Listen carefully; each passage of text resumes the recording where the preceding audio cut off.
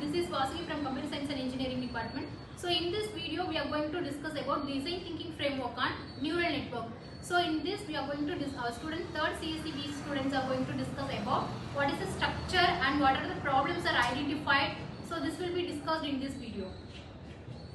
Okay, first the neural network is a type of machine learning and artificial intelligence that is similar to the human brain that processes the information. It is like neurons that are interconnected to each other, like how neurons are interconnected in brain. Why neural network is important means it is powerful for adaptability and complex pattern recognition, and it is used in many deep learning applications. For example, it is used in facial recognition, self-driving car, language translation, and chatbot like ChatGPT. For example, if you teach a computer to find whether a fruit is apple or banana means, first you should give the input, like you should give the color and shape of the fruit. For color, you should give red or yellow, and shape you should give round or long. And in this hidden layer, the computer should think whether the fruit is what. Like if the fruit is yellow and long, they think it is a banana, and if the fruit is red and round, it thinks it's an apple. And the final output is given in the output layer, like what is the fruit is. If it is apple means it gives the output it is apple. If it is banana means it gives the output like banana. Okay, there is three basic structures of neural network. We can implement in different parts. First layer is input layer, and second layer is hidden layer, third layer is output layer. In input layer, we can use raw data like pixels and numeric values. Each neuron is considered as one feature. In hidden layer, there are one or more hidden layers. It will place in between the inputs and output layer. In hidden layer, we can process the input by using weights and adding bias. It will give the result passing through the activation function. Sometimes it will in the complex structure too.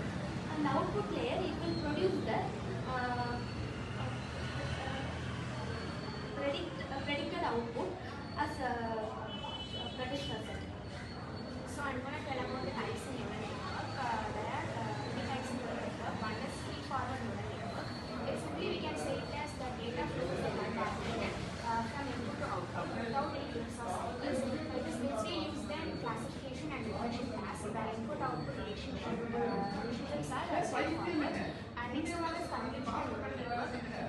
Uses convolutional layers to detect spatial features like edges, textures, and patterns.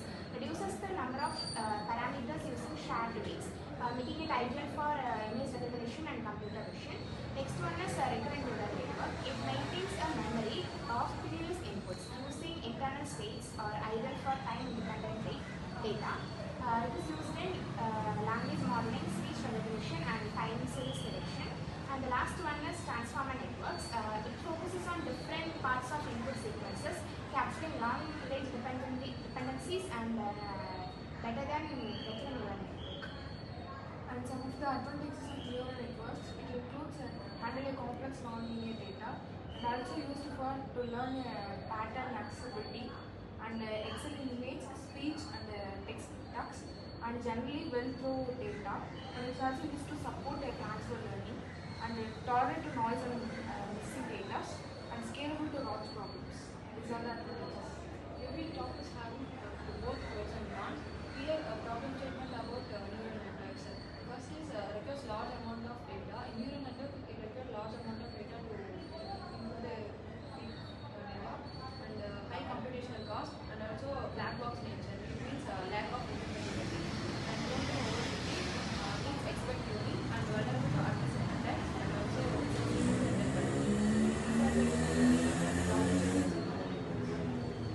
Neural network is more powerful because it is adaptable. When the data is given means it has the capability to perform its own task, and then it does many complex pattern recognition. Like if you give complex images or audios or anything, it could be easily give output with the help of natural language processing.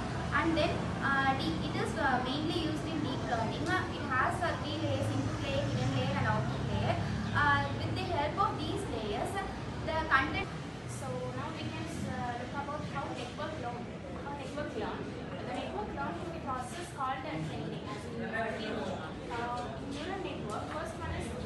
information. Data moves from input to output, and the network makes a prediction. And the next is loss calculation. The prediction is compared to the actual answer to the loss function, how the model is wrong.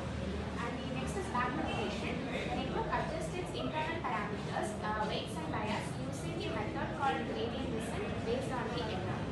And why are the neural networks are powerful? Because they are capable of automatically learning complex patterns in data, generalizing well to new data, and handling large and unstructured data like images, text, etc. So thank you all for discussing the design thinking